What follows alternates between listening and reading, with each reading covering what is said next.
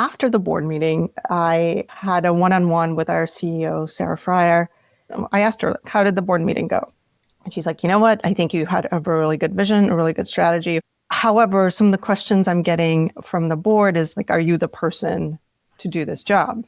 Because you didn't come across as confident. And I think it hit me in that moment as just like a freight train. I was like, oh shit, this is a problem. And this will severely limit my career. All right, that is my guest today, Elena Luneva. She's super impressive. Currently the VP of Product at GoFundMe. She's had stops at Brain Trust, Nextdoor, Liquid Space, OpenTable, and BlackRock before that. If you are new here, my name is Andrew, and in this show I have conversations with amazing guests about some of the toughest moments that they've had to navigate in their careers. And if you're anything like me, maybe you've struggled to initiate tough conversations at work, either giving feedback, receiving feedback, or just initiating conversations when the stakes are incredibly high. And if that's you, you're going to love this conversation. That's what we talked about with Elena. We got into very specific moments in her career journey that she's had to survive. It's enough from me. Let's go ahead and hear from her. So I was born in Russia. I moved to Canada with my parents, to Toronto when I was 9, and then to New York freshman year of high school. I did my MBA in London during the financial crisis. One reason for that was because I got let go from a job I had. And then I'm now in San Francisco.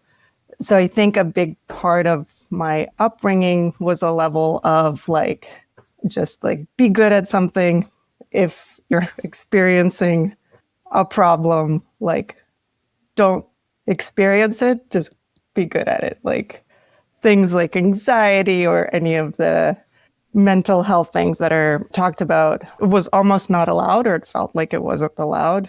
So I think as a part of that, there was a time where I think leaders started talking about vulnerability. But the leaders I saw were, I think, mostly like white men. And they're like, oh yeah, and we're going to do this vulnerability thing. And I'm like, all right, this is probably a fad. This is not for me. I'm just still going to be like, yes, I've had jobs. I've always been great at them. I've always delivered. And we're not going to, this other stuff, like I don't have, I'd say, the privilege to talk about it, because as an immigrant, maybe as a woman, as just being in product management, I have the computer science background. I have the MBA. So I have, so to speak, the pedigree to be there and to show up. But there is still a level of like having to prove myself and always having this veneer of some level of perfection or being like having to be there. And that might have been like my first job out of school was at BlackRock, which is a large asset management company. My undergrad was computer science, where I think I was 1 out of 3 women in the major. When I joined BlackRock, my boss was a woman, but most of the people around me were not. When I go and do user research on the trading floor, people are like, who is this person? You know. When I show up to the company parties, they're like, whose wife are you? I'm like, oh, I'm nobody's. No. I work here. Yeah, I'm an employee. Oh, God. Yeah, I'm an employee. So there's a level of kind of like fit in and don't have this sort of other attribute of you and do your job better than the people around you, because that will keep you there, keep you in that next opportunity. And I want to go back even further, if possible. So you said, grew up in Russia, moved to Canada. Would you say Toronto? Is that what you said? Toronto, yeah. To move to Toronto when you were 9, moved to New York when you were in high school, you said? Maybe sophomore year? Mm-hmm. That's right. And so what were you into as a child? Like if we were to talk to one of your friends from 9th or 10th grade, you can pick either in Toronto or in New York. What kind of person were you? Were you entrepreneurial? Were you into tech already? Did you have a side gig? Like, was this inevitable that you kind of grew up to become who you've become today? Or was there a different version of you back then? Yeah, no, that's a good question. I think I was always curious and creative. So I was into art. I was into science. I was into writing. I was into math. So I'd kind of hang out with different people. So there was always a level of like, I'd have friends, but they'd be in different circles, but I'd be amongst them. So there was a level of kind of I think it's now called entrepreneurial, but to me, it's just, I was curious and I was like, all right, how do I connect this thing to this thing? And these people who are really into drawing are cool and interesting, but so are these like science Olympians where we're building, I don't know, towers out of popsicle sticks and creating peakies powered by elastics. And I'm like, well, if I put flowers and unicorns on the side, it will also look great. So there's this level of curiosity or connecting the dots that always made me excited or like extra happy about things. And I think in some level I was that connector between friend groups because I wasn't just like one thing or the other. I like those different aspects of things. And a few minutes ago, you said perfectionism was kind of a part of your upbringing as well. Actually, as a side note, I had Yui Zhao on the show maybe a few episodes ago. I think she's in your area. She's also in the PM space. And she was telling me that she came, also with immigrant parents. And she said, look, my parents, I forget the term she used. I think it was tiger mom. She was like, oh, I had a tiger mom. I took, I think it was violin. My mom was there recording the violin lesson and playing it back and making sure that I practiced the way that the teacher. And so is it like that? Or in your family, is there a different version of what perfectionism looks like? Yeah, so it was that, but less with tiger mom aspect. It was more an expectation and more of like a disappointment if you weren't good at that. So there was never like a second, it never crossed my mind that I could get something less than an A. That wasn't like an option set. It happened, of course. I got less than an A in physics, but it was one of those, I think there's just a push to be good and an expectation. So there wasn't a level of disappointment when that wasn't happening. That kind of, I think, set a path where that was the only option, I think is the best way I could describe it. So for example, when I graduated college with computer science and biology, I think my dad came to me, well, first of all, like, hey, you need to get a job and you need to get a job yesterday.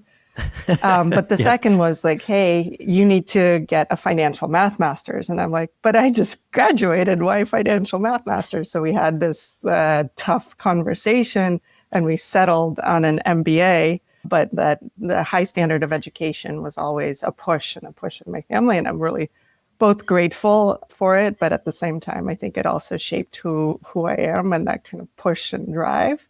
And that push and drive, that sometimes the negative part of it is it dismisses or doesn't pick up on the nuances of when people are good at other things or approach things in a different way. This episode is presented by Novatic.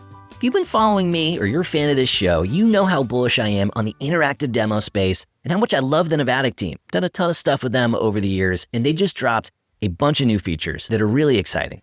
First, they've got a new template library. You can choose from a bunch of pre-made templates that have the most common demo use cases and all of the best practices built in, help you go 0 to 1 in a few seconds. If you're not sure what to build, they also have a new AI storyboard generator. It's exactly how it sounds. You drop in a website URL or some copy or a landing page, whatever you've got, it reads the information, pulls out the key sections, and then builds a working product demo for you in a couple minutes.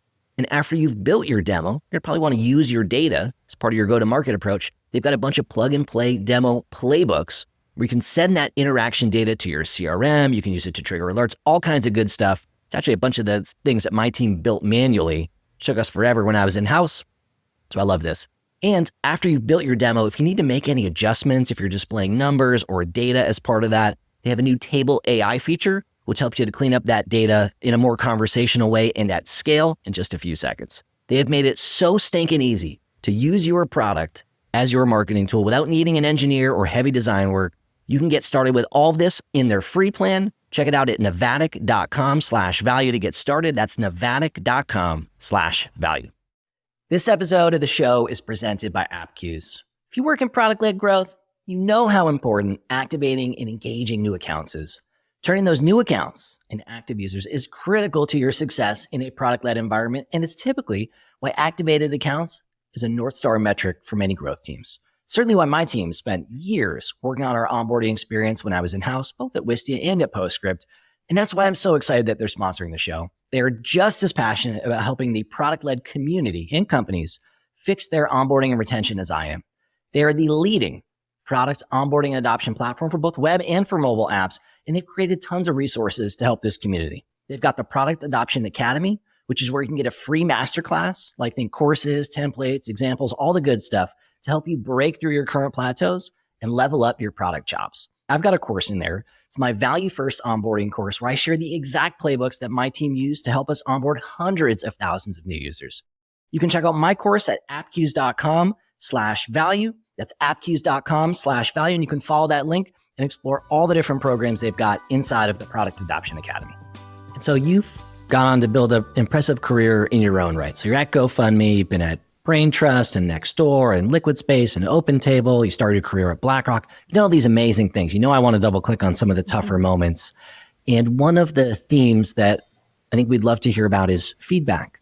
So I talk with a lot of folks in my coaching practice that maybe they're on a really great career trajectory or they feel like they're on a hot streak. And then all of a sudden they get some feedback that just knocks them down a couple pegs and makes them question if they are who they think they are, if they should keep going, if they're not cut out for it. So I'm curious to know if any of that resonates with you. And if so, what's a piece of feedback that has shaped or maybe shocked you in the moment, but then shaped kind of the second half of your journey afterwards and what it was?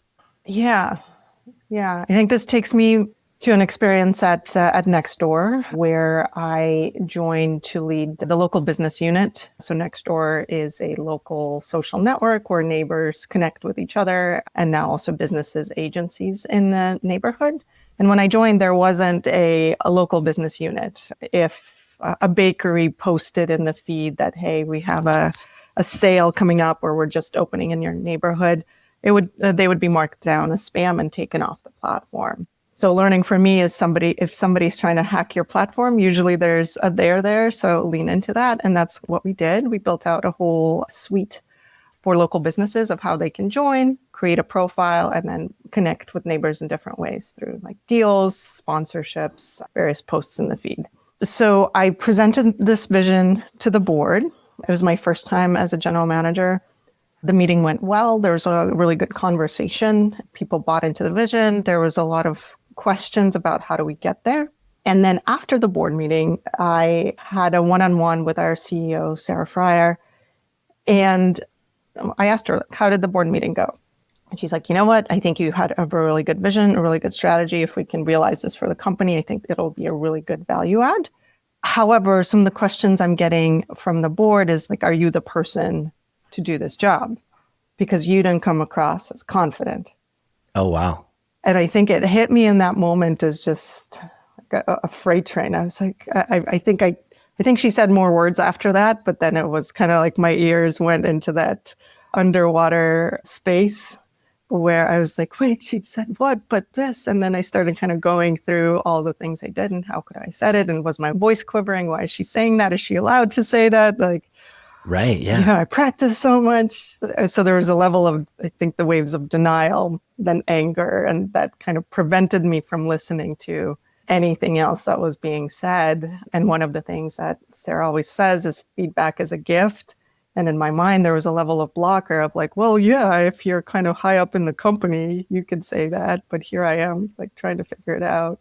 So it was definitely hard to receive that feedback. But then the more I thought about it, the more I think I realized that this is something that is standing in my way and standing in the way of my career and standing in the way of me proving that, yes, I can do this job and can do this for the company. And so I spent a lot of time on how do I work on this? So I spent time with an executive coach to really go through what is executive presence? How do you communicate? How do you project? How do you modulate your voice? How do you communicate?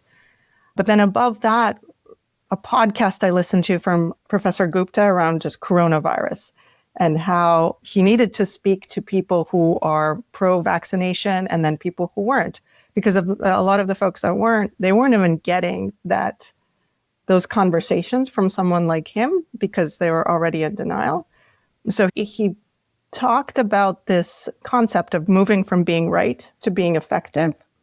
And so that's something I've been working throughout my career of like, you can have the best strategy, you can create the best products, but if you don't have buy-in, if you don't formulate things in a way that the CFO will connect with, the board member will connect with, you're going to be, the worst thing that will happen is you'll be classified as junior and become this like persona non grata that everyone gives little projects to. And the best thing that will happen is somebody else will take that idea forward and effectively get the credit. And the other worst thing is it'll just never happen for you, never happen for the company. So there's this work beyond either great ideas or even that is required to be an effective leader. I love the phrase that you just used. I just wrote it down because I thought it was so good, where you said, I needed to make this shift from being right to being effective. And I'm smiling as you say that because I think when you're a junior mid-level employee, that's your whole focus is how do I figure out if I'm right or not? I'm going to try to be the smartest person in the room. I'm going to share the answer as quickly as I can come up with it. I'm going to, whatever that is, right? That manifests in different ways for different people. But then figuring out how to be effective, which is how do I translate the things that I believe to be right in ways that encourage other people to maybe also think that I'm right, or allow them to buy into the thing that is mine, or maybe resource it or help me problem solve it. That is a totally different skill set. And it's a transition that most people don't understand they need to make. Mm-hmm. So I want to go back. So you started working with this coach. Whose idea was that? Maybe first of all, was that your idea? Did it come from the meeting, or did your CEO say, hey, there's a resource that could help you with this. Here's what it could look like? It was my CEO who's like, hey, I have a person I worked with before, go talk to them. So that was really great. And something that I've learned to do as a manager is really provide those tools. Like frequently, actually, I'm not the person. So is there mentors or coach? Is there somebody who can convey things in a different way, even if the person is resistant? I'm like, I don't need help. Right, I can be confident, whatever that means. Well, I feel like there's a stigma when you're an A player that's like, I can't have help. I've always done it on my own. Like there's like this funny thing that you feel, which is like, I identify as someone who's different than everybody else. I don't need help. I'll figure it out myself. I figured all these other things out. I can figure this out. Exactly. And like, that's such a silly perspective. I've had that myself in moments in my past. So there's a little bit of like, you kind of have to rejigger somebody's brain just a little bit sometimes. Yeah. And it's definitely been difficult for me to ask for help or admit that I even have a problem. So, yeah. So it was great. So your CEO pulled you aside and said, hey, here's an opportunity where you've got an area where you can level up. Here's a way for you to do it. And I'm curious to know, had you ever had feedback like that before? Like, was the reason why it hit so hard either like the stakes were higher than before, or was it just you had never had someone share feedback on this part of you previously? Yeah, I don't think I had. So I think previous to this, I was able to get advance through, sheer will or determination or trying hard enough. But I was also or I was either in smaller companies or not in these types of conversations or people were like, or too worried to provide feedback. Because that's another thing that happens is there's plenty of well-meaning people, myself included, where you're like, well, I hope this just gets figured out itself. And I don't want to be perceived as being mean or too direct. And like, what will this person think of me in providing this feedback? So I do feel that's another learning of there's, if you care about your people, and you should as a manager, is providing that feedback in a way that will be absorbed, and people react to things differently. And so you got this feedback, obviously, and I just want to understand the stakes for you personally, kind of in your career. Had you presented to the board before, or was this one of the first times you'd done that? Like, was that a new experience on its own? I think it might have been the first one. Yeah. So you're probably nervous. You probably ran through it a million times to prep for it. Contextually, for when this happened in your career, like what were your ambitions? So you said you were GM of this business line. Are you hoping that role is like a stepping stone for you to become, I don't know what's higher up in the hierarchy, like in the, on the food chain or whatever, but are you hoping that this is going to be a stepping stone for maybe opening up those types of opportunities? It was, yeah. And it was my first time in a role like that. So I've held like product leadership of product design, marketing, but not a business unit level. And so some of the opportunities were things like CPO or CEO in the future, where that executive presence, that ability to motivate not only product teams, but also go-to-market teams, and also make sure that I moved from a place of like working in the business to working on the business. Those things were new to me at the larger scale company level. And so you're hoping this is going to unlock this next ring of success and opportunity.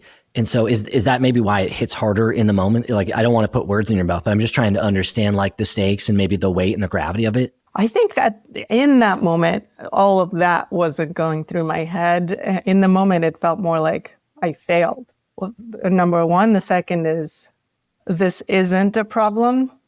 And the third was, oh shit, this is a problem. And this will severely limit my career. And I think in moments like that, there's a level of it's not me, it's them. It came to the top of my mind of like, people don't understand me, people don't get it, or maybe this isn't the right environment. And so some of the things I think through and I coach others is like, it might be, but if you want to be effective in that environment and that's something you want to do, you got to figure it out, and that's on you. So I think it moved my like sphere of influence or how I thought about things beyond product and creating really great features to, hey, now I'm at a position where I'm working on the business. There's more kind of Lego blocks or people to influence, and I'm not doing that well. So you start working with your coach, and what changes for you after that? So you mentioned we worked on a ton of different stuff, from executive presence to summarizing my thoughts in different ways to communicating and all these, and all the different ways that you can communicate. How did that help with this? Or was that helpful with this? And if there were other things that were helpful, what might those things be?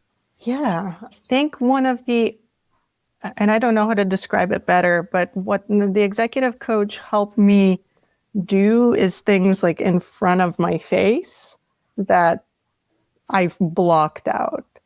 So things like, hey, I need to be good at something despite what's happening around me. So kind of putting those blockers on and not hearing that immediate feedback and just like pushing through around to get to the outcome.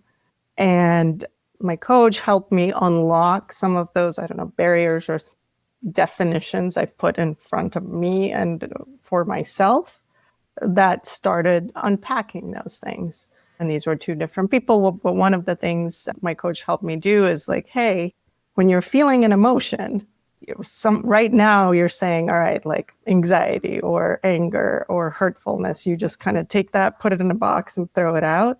Instead, kind of let that in and let it in as a guest, like invite it into your home and like feel it and spend time with it. So when you're getting something like this, the feedback that hurts a lot, like spend time with that. Don't just be like, oh, that person's wrong, or that's not for me, or that's them, not me, and just push it away, but think about it or spend time with it. The other pieces was, and I think this was in combination with the coach and the podcast, or starting to now pay attention to this stuff. Like I was starting to think about this right versus effective thing and what can I do there. And so because my coach and I were spending time there, it helped us point the conversation and kind of shine the light around where to look and what are those things. Is that because I'm talking and ending things with a question? So people are always like, is she saying something or is she constantly questioning it? So shining the light on some of those things and some of those things that I didn't previously notice because my focus was on like being technically capable and shipping great products and putting the strategy together to, hey, how do you move your executives with you? How do you move your board with you? How do you communicate the impact of a product in financial terms? How do you then present that to different audiences and present things in a way that not just what you want to say, but what's their context? Where are they coming from? And how do we position that? Were all just things I didn't know at that time. Hey, I hope you're enjoying this episode of the show. If you are, please don't forget to hit that subscribe button on whatever platform you're listening on. The data shows something like 40% of the people who listen to the show are actually subscribed. It is the best way for you to support the show, and it helps the algorithm find other listeners who are just like you.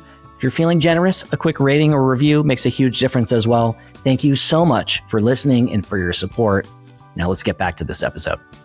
I talk to folks on a weekly basis that struggle with this. I think this is a super common thing.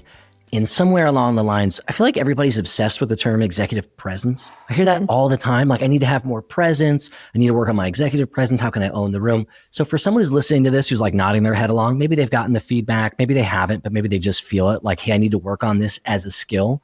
What one or two things come to mind for you that would be effective advice for them to try? Yeah, I think the first one is that beginner's mind. Like, hey, admit to yourself you're not good at this and be curious about it. And when you are and you start talking to people and say that, hey, I'm working on this, they have advice. You might not want to then take all of it, but they send you a podcast, they send you a book, they send you a course recommendation.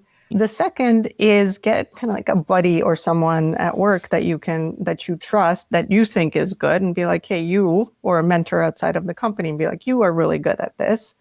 Here's what I'm struggling through. Like, what is your advice or what works for you? So you don't have to kind of boil the ocean and get that wave of advice, but start small and be like, all right, this thing, enunciating, pausing, creating, tying my product feature to a financial outcome. All right, these are all things I'm bad at. Let me focus on one of those things, find someone who's good at that, and get them to either critique my work or use the patterns from them.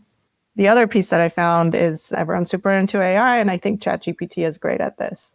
Put in your context. Like, I am presenting to the board. Here's what I want to convey. Here's my presentation. Here's the board members. Here's their backgrounds. Here's like what I know they usually care about. What do you think, Claude? Critique this for me. What do you think they will ask me? Like, what parts of this are strong? What parts of this are weak? Where is this lacking? And then you have a standby robot coach that helps you through some of the details. Like, sometimes that is a little more practical when you have what you're doing a little bit more, but it does give you, I think, a pretty good starting point of advice. It's so good for that. It's so good for, if this goes poorly, what would be the most likely reasons? I do that for writing too. Yeah. So when I promote this show, I create a Substack piece of, I turn a piece of our conversation to a Substack post and I'll write it. And then I'll say, if somebody read this and they thought it was stupid or they didn't think it was worth their time for reading, what would be the most likely reasons? And then what would be your suggestions so I can fix that? So I love the application that you're talking about. And I just want to highlight something that you did intuitively that I think a lot of people don't know to do, which is to get clear on what the main takeaways you want are, right? So you said, hey, I'm presenting to the board. Here's who's going to be there. Here's what they care about. So let me understand their goals and their jobs to be done. And then what are my goals and my jobs to be done? What's the main thing that I want to communicate to them? And then here's how I've done that. Here's what I'm hoping to accomplish with this. So you said, hey, that's part of my prompt. And for folks who are listening, that's like maybe one of the most critical pieces to having it give you good feedback on the, returning is like getting clear on your job to be done and trying to align that with their goals. Exactly. Because I think a lot of people are like, it hallucinates. And like, no, it just gives you a generic answer if you didn't give it context. And the other thing before prompting is like, here's my prompt. Do you have other questions for me? Because then sometimes before asking it to spit out an answer, it helps you either refine your question or refine some of the thoughts that you have. It's like, oh, you're presenting a financial plan. Have you thought about seasonality and things like that? Okay, so switching gears a little bit. A few minutes ago, you were talking about the importance of having a beginner's mind.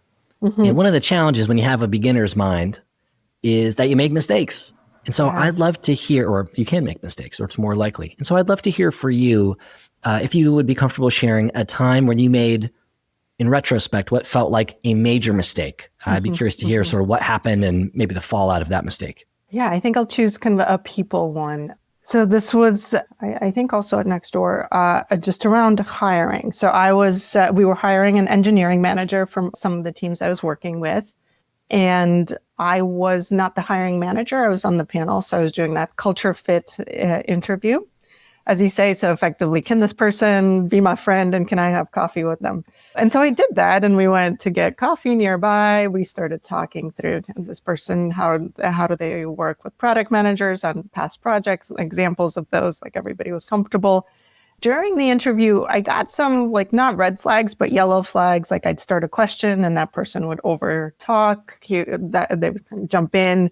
When I talked about trade-offs, there was a level of us versus them mentality. And so during the interview, I was like, maybe, but there's some things I'm hearing that don't feel right to me. But then what I felt was hey, the hiring manager, they've worked with this person before. They trust them. I trust this person. So my interview kind of almost doesn't matter. So I put in my feedback, but it wasn't a strong rejection. It was kind of yes, soft yes. And what happened is we hired this person and it just all the yellow flags became red. And so we had just a setback in half of the squads because this person came in, they brought in more people like themselves. And there was just a culture rift between product and technology that just moved us from, hey, we're collaborating on a launch together to obviously product doesn't know what they're doing. And this is my way or the highway kind of mentality, which I think set us and set our project delivery back by months and got us into decisions that we had to unwind. And we did end up letting go of that person. So I think the learning for me is to take hiring and hiring bar seriously. Seriously, I was taking it seriously, but in a perspective of you have a voice, even if this is a referral, if things are coming up, have that conversation and have that conversation in a way that gets listened to rather than sort of swept aside, and really think about the output of those decisions in a way that it impacts the company rather than, hey, I don't want to hurt the feelings of this hiring manager because we're working together. Yeah, so back to, I think providing feedback in a timely way and getting past the, hey, if I provide this feedback, maybe this person will feel negatively about me, especially when it's things that are affecting the company or the company and the company outcomes. How far in was it when you felt like, hey, maybe that thing that I saw or that I felt during the interview, maybe that was real, maybe that was right, maybe my spidey senses were correct and I shouldn't have ignored it. How far later into them working at the company was that? Do you remember? I think it was, the first month, it's sort of the honeymoon period, probably the second month where you're like, nope, it's still happening. Yeah. This isn't like somebody's being new and being curious. This is, the same thing that was coming through during the interview or coming through now, but amplified because they're now real and they're impacting the work that we're doing. And was there a specific moment? Was there a conversation where they steamrolled somebody, or is it more just kind of a general vibe creeping in a lot of other moments? Yeah, I think it was a general pattern or vibe and culture shift followed by, I guess not followed by, but in addition to, my team being like, hey, this happened and hey, this happened. We agreed. An example was, I think, a product manager, and that person agreed to co-present a strategy. And then during the meeting, that strategy got thrown out the window and something different got presented. And he's like, can you coach me through this? I'm like, I'm not sure this is you, but thank you for bringing it up to my attention. Yeah. Oh, so someone on your team was asking for coaching. Hey, this weird thing happened in this meeting. Yeah. Can you coach me on what I should do differently? And then you learn about the situation and you're like, you shouldn't have ever been in this situation. This is the problem isn't you. The root problem is this other thing. Exactly. Yeah. And then tenderly explaining that in a way of okay, you could do the following things, but bookmarking in my brain of episode 1, episode 2, episode 3. Okay, this is becoming a pattern. Yeah. And was this a situation where you personally kind of had to be like a whistleblower, or was there evidence of this challenge in many cases and you were one input to that being explored? Yeah, I think I was one input to that being explored. And so the second set of challenging conversations is with the hiring manager of hey, this is happening and that. And then the hiring manager was like, why didn't you bring this up during the recruiting? And it was because I did not want this person to be mad at me, but it became bigger.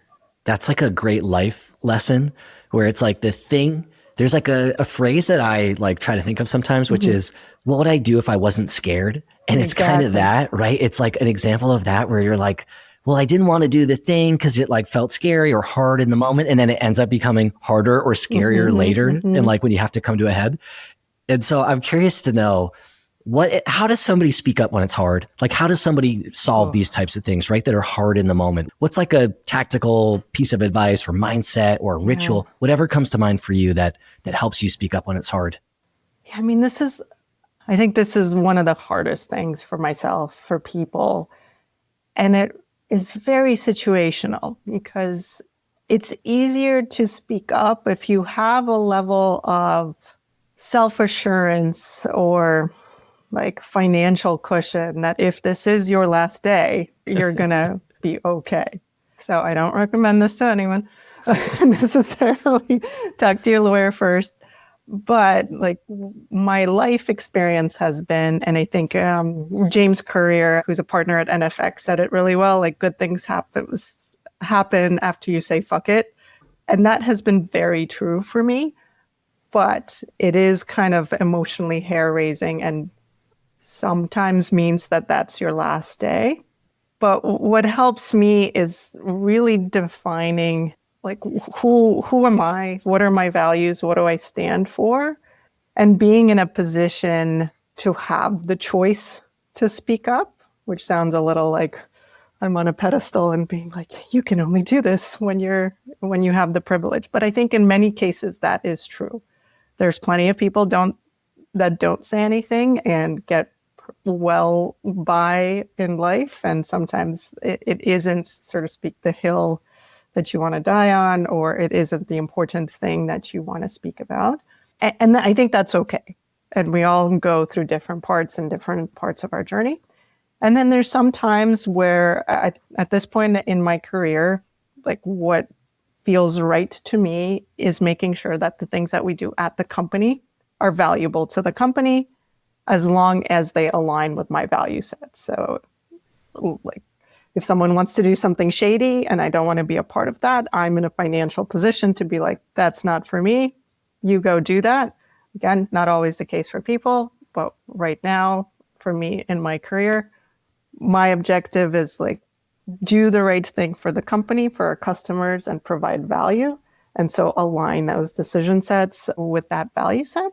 So that means having the hard conversations that might get people mad at me, that might be uncomfortable in the moment because they're aligned with providing that value. And I feel good about that.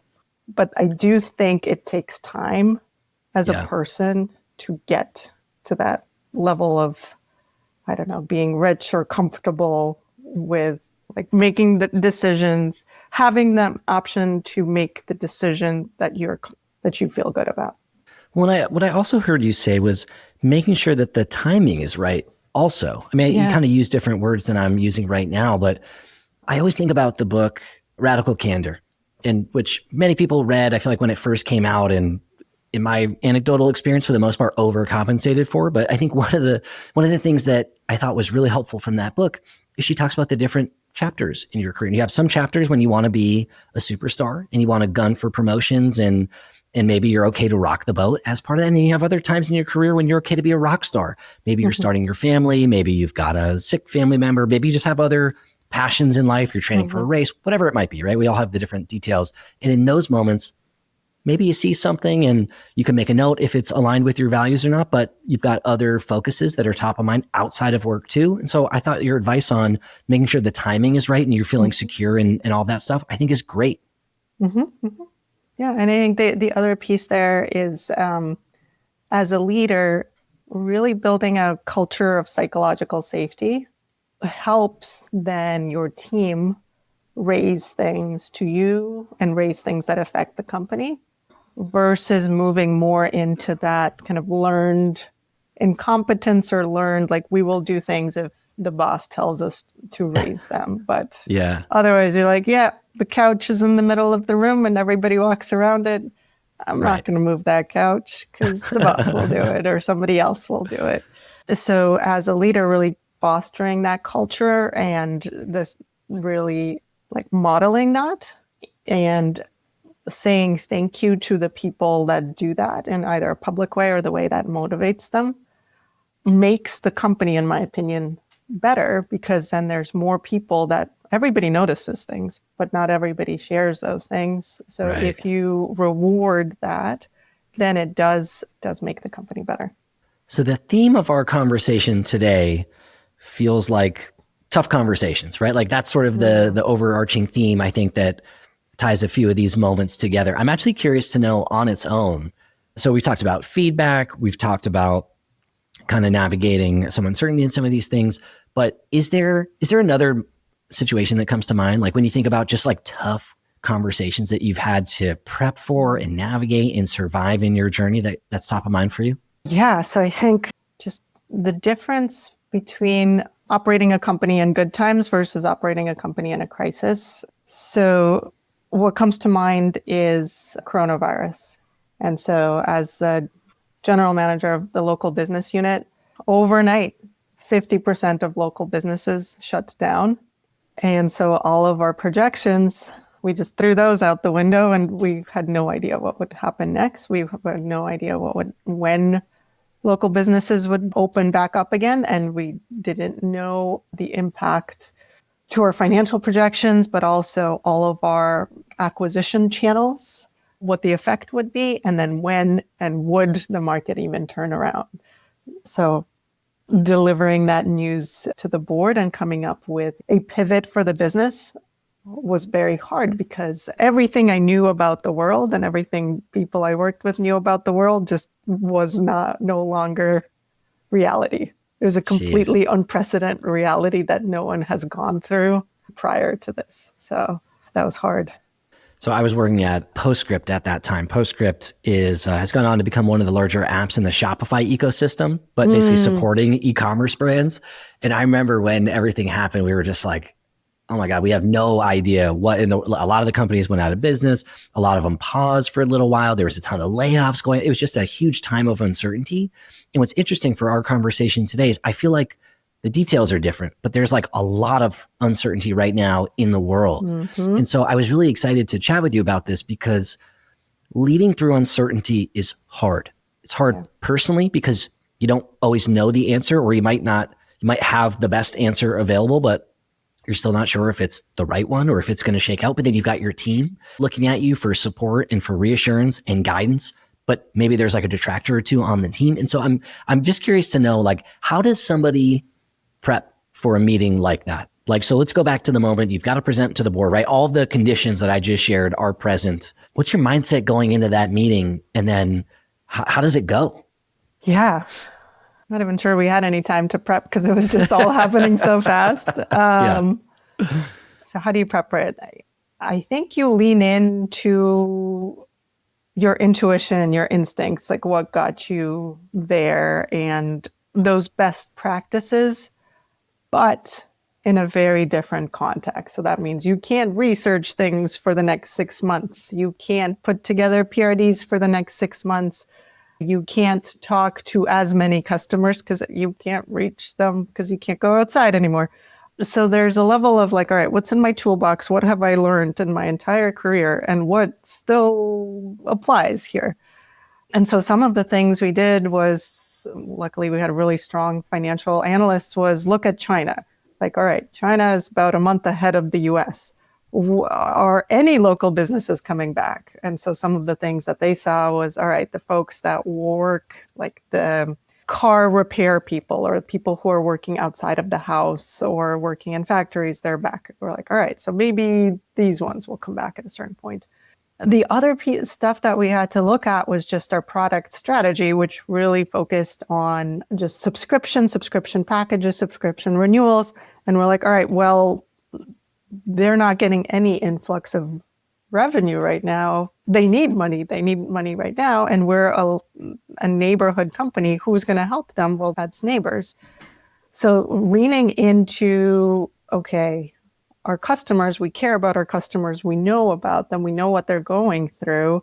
We can relate to that. And putting that value that we're providing our customers first helped sort of magnetize the product team, the go-to-market team to be like, all right, we got to figure out how to help our customers and help our customers now. So that kind of warped how quickly we made decisions. So that level of like, hey guys, we need to help and we need to help now. And being that person that gets people together is something that comes naturally to me. Usually it's on a longer term horizon, but people are like, yeah, we do. Okay, here's ideas. Let's brainstorm them. Let's figure it out. So a lot of that like politics or red tape or process just moved away. It's something we can do when times are better and when we have the time. And what came to the forefront is curiosity. Okay, this is different. There's different things. They're really bad.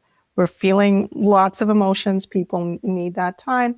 But coalescing around just providing value, getting money into local business pockets, and how do we do that and how do we do that quickly? We were able to kind of get back into those emotions and the principles and the things we've learned so far, and then apply those across the different departments to do that. And so when we came to the board, I started from that vulnerability of like, hey, it's unprecedented times. Here's what we know. That financial projection plan that we shared with you, it's not going to happen. I know I'm responsible for it. Hey, if you're enjoying the stories on this show and feel like you're ready to tackle some of your own hurdles, I'm here to help. If you didn't know already, I offer one-to-one coaching specifically for people who work on or around growth teams who want to have a bigger influence and impact in their roles. Maybe you're navigating some tough moments, whether it's managing your team or handling feedback. Maybe you just want to step into a bigger leadership role. Or maybe you're at a unicorn company today and you want to make sure that the company doesn't outgrow your skill set. Either way, I can help. If you're interested in learning a little bit more, head to deliveringvalue.co/coaching to learn a little bit more and set up a call with me to see if we jive. All right, enough from me. Back to the episode.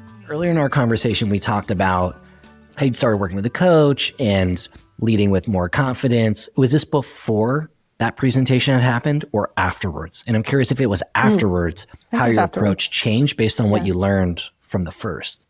Yeah, that is a good question. I don't know what part was adrenaline and what part was coaching, but probably the combination of the two. I think what helped is being more comfortable in my own skin and delivering negative news to people who can and probably should fire me on the spot because we're not going to hit our projected revenue, but really leaning into that, hey, we need to do the right thing for our businesses and we need to do the right thing for our customers. And like, I almost don't care what happens to me in this moment. We just need to do the right thing. And so I think it really helped me lean into that self-awareness. But again, like I think I'm answering your question in a hindsight 2020 kind of way versus in the moment. I think it was a lot of adrenaline and a lot of, we just need to do the right thing. I feel like it's a lot easier to be confident when you know people are going to be excited, right? Like you can get feedback, hey, you can work on the way that you present yourself and all that's gravy when you're right. Exactly. Right? We talked about being right versus being effective, but it's always a good foundation to be effective when you're right first, or like when you're presenting a graph that's good. It's really hard to be confident in the face of uncertainty. And when the graph is going down, that's something that I've personally struggled with. I've talked to a bunch of other folks that seem to struggle with it. And so that's why I was curious if you had a few more reps at that, or probably some new tools that you had integrated. It sounds like maybe a little bit of both. I think it was a little bit of both, and the combination of leaning into vulnerability, where the description for that is, showing up when you don't know the outcome. It's really, really scary, but feeling, I don't know if comfortable is a bit probably stronger than what I felt at the time, but just being okay with showing up, not having all the answers was a big step, and a big step that definitely coaching helped. So we've talked about a bunch of these different moments in your career. If someone was just looking at your LinkedIn profile or looking at your resume and thinking, gosh, this is like a winner. This is just someone who's gone from like impressive company to impressive company. They've grown their career. It looks very impressive from the outside looking in. What would that person be missing that you want them to hear today? Well, first of all, thank you. I think what would be missing is some of that chaining, that curiosity, that figuring out different types of problem spaces. And that how lucky I was to work with the people I have, that I've gotten to work with again, company to company. Like a lot of the reasons that I've been successful is because of the people I've got to work with. And so having those connections and partnerships and product and really spending time with people and being invested in their success is something that I'm really proud of, and I really just want to continue throughout.